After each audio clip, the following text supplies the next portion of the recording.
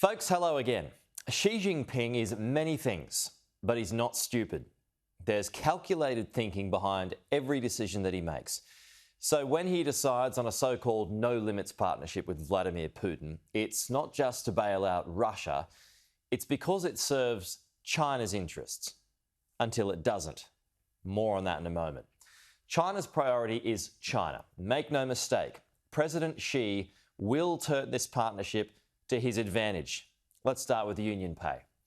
MasterCard and Visa and Amex join the dozens of big Western brands to dial back services to Russian customers. So what happened then?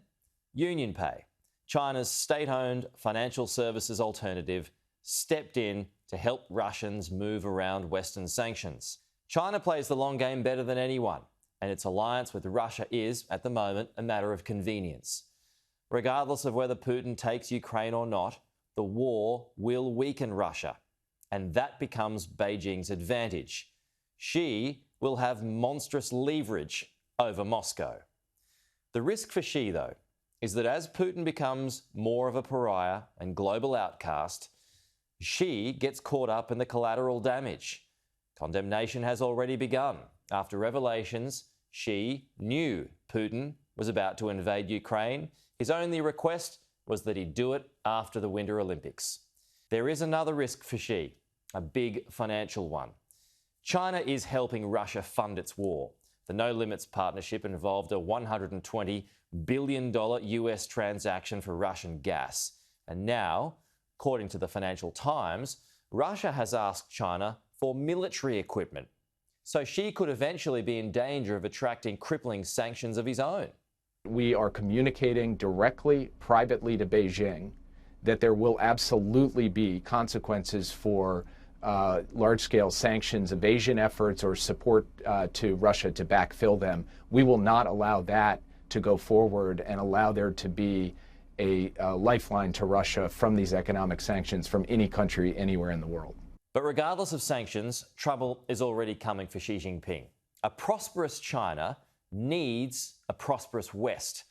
But oil prices have skyrocketed, stocks have been battered, inflation in the US is heading towards 10%, with much of Europe and even here in Australia in close pursuit. Essentially, what all of this means is that Western demand for Chinese goods will be greatly impacted, and that hurts China. China is a rising superpower that likes to back winners. Russia is a former superpower on its way back down. Its economy, at the moment, is the 11th biggest in the world, only just bigger than Australia's. And that was before the sanctions. Putin will only become more of a global outcast. So how long before it all gets too hard and costly for Xi Jinping and his grand China plan? The National Security Advisor and our delegation raised directly and very clearly our concerns about the PRC's support to Russia in the wake of the invasion and the implications that any such support would have for the PRC's relationship not only with us, but for its relationships around the world. On the Ukraine issue, any attempt to smear China's efforts, distort China's intention, or to slander China by spreading disinformation, their intention and purpose is to shift conflict and to provoke confrontation. It's funny how history works. In December 1949, after the Chinese Civil War, Mao Zedong travelled to meet Joseph Stalin in Moscow. China was broke and war-ravaged, so help was needed from the dawn of the communist world.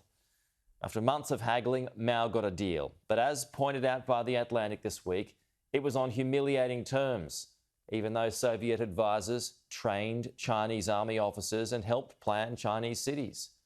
But Mao resented his status in the communist hierarchy, and the dictatorships fell out. The relationship has ebbed and flowed since then.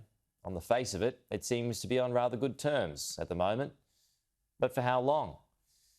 Beijing has not backed away from its core position that Moscow has legitimate security interests in Ukraine. And the two nations share an ideological hatred of their opponents. But the squeeze from the West is on.